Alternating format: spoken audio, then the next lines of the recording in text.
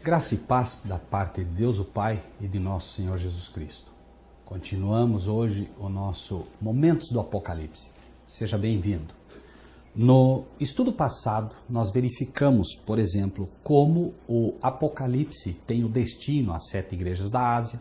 Falamos como essas igrejas são as igrejas representadas nas casas, muito mais do que qualquer instituição eclesiástica, como de forma particular nós podemos aprendê-lo.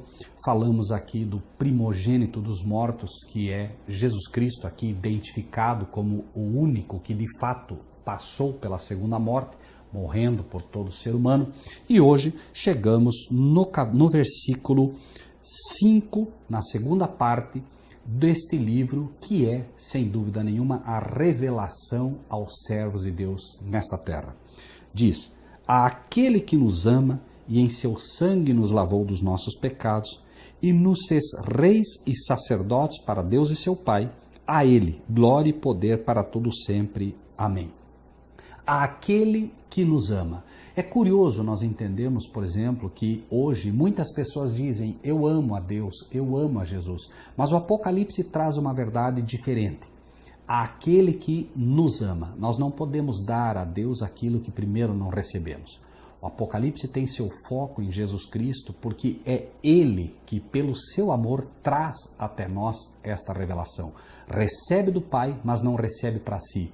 Recebe fazendo este círculo de beneficência, repartindo aquilo que recebe. Assim também são os servos de Deus, que recebem, mas não recebem para si, recebem para compartilhar.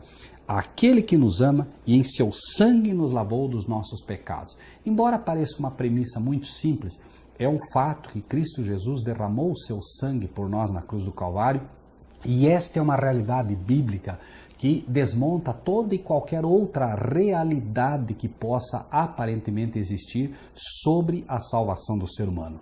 Não importa a religião que se professe, é um fato que Cristo foi quem morreu na cruz do Calvário e foi Cristo quem com seu sangue nos comprou para si.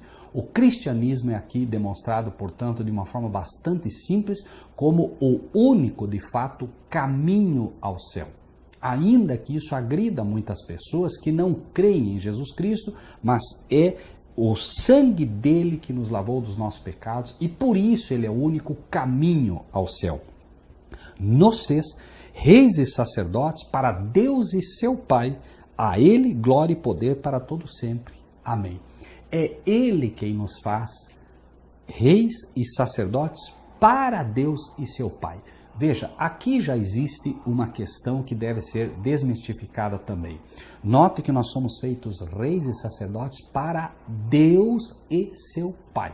A trindade aqui é derrubada já de uma forma simples, assim como no primeiro versículo do Apocalipse. Veja que hoje nós temos uma religião que corre paralela, ensinando a trindade, quando em realidade nós vamos ver, não só no livro do Apocalipse, mas em todos os livros da Bíblia, daqueles que tratam do assunto, uma realidade que hoje, ela infelizmente foi esquecida pelo cristianismo. A divindade do Pai, a divindade do Filho é que devem ser mostradas de forma correta, e neste escopo nós vemos, por exemplo, no próprio capítulo 1, versículo 1, que já estudamos aqui, revelação de Jesus Cristo, a qual Deus lhe deu para mostrar aos seus servos as coisas que brevemente devem acontecer, pelo seu anjo as enviou, que as notificou a João, seu servo. Ou seja, veja que o Espírito Santo não está sendo mencionado aqui, justamente por quê? Porque entre os seres envolvidos nesse conflito cósmico, o Espírito Santo não aparece porque não é um ser, e sim é a conexão que é feita. Ou seja, entre o Pai e o Filho, a conexão que é feita é pelo Espírito Santo. Entre o Filho, Jesus Cristo, e o anjo, a conexão que é feita é pelo Espírito Santo. E assim sucessivamente. O Espírito Santo é este agente que está agindo entre cada comunicação, entre cada passo que é dado entre esta comunicação feita pelo céu e pela terra. E aqui é dito que ele nos fez reis e sacerdotes para Deus e seu Pai. Por quê? Porque ao morrer na cruz do Calvário, ao comprar-nos, ele nos compra não para si, mas sim para o seu Pai. Por quê? Desde a criação que nós somos e pertencemos a Deus e nosso Pai, por isso chamamos de Pai, porque somos filhos dele por adoção, mas somente por Cristo Jesus é que conseguimos ingressar nesta família celestial. Por isso, a Ele glória, poder para todo sempre, assim seja. Eis que vem com as nuvens, versículo 7, esta é a promessa, e todo olho verá, até os mesmos que o traspassaram, e todas as tribos da terra se lamentarão sobre ele. Sim, amém. Aqui existe algo que também deve ser colocado de forma clara. O inimigo tem trabalhado de tal forma que muitos hoje já dizem que Cristo já está na terra. Existe inclusive o Papa que se autodenomina Cristo na terra. Então, no final das contas, a promessa, embora simples, ela é bastante válida. Vem com as nuvens, vem, não está, vem com as nuvens e todo olho o verá. Não importa o que se diga, daqui a pouco nós vamos ouvir, Cristo está aqui, Cristo está ali, Cristo está acolá, não. Vem com as nuvens, todo olho verá, inclusive os que o traspassaram.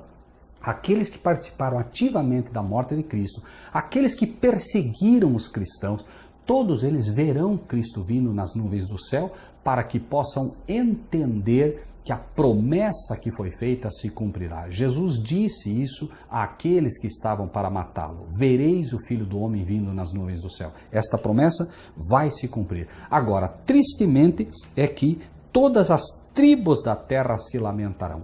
Tribos na Bíblia têm um escopo muito mais voltado para religiosos. Não é quando a Bíblia fala, por exemplo, que o evangelho deve ser pregado a toda nação, tribo, língua e povo, está pegando todo mundo.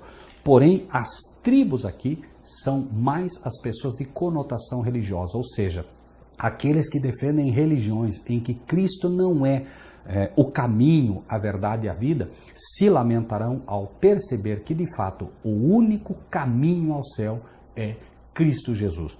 Porque, como vimos, foi Ele que, pelo seu sangue, nos comprou e nos fez reis e sacerdotes. Então, independente do que você acredite, chegará um tempo, e ele está muito perto, em que aqueles que pregarem de fato que Cristo Jesus é o único caminho ao céu, estarão sendo perseguidos, porque já existe um movimento ensinando que todas as religiões são iguais, não há uma religião superior, mas há uma religião superior. Há, na verdade, uma única religião que é tão superior que pode levá-lo ao céu. Esta religião é o cristianismo verdadeiro, o cristianismo bíblico.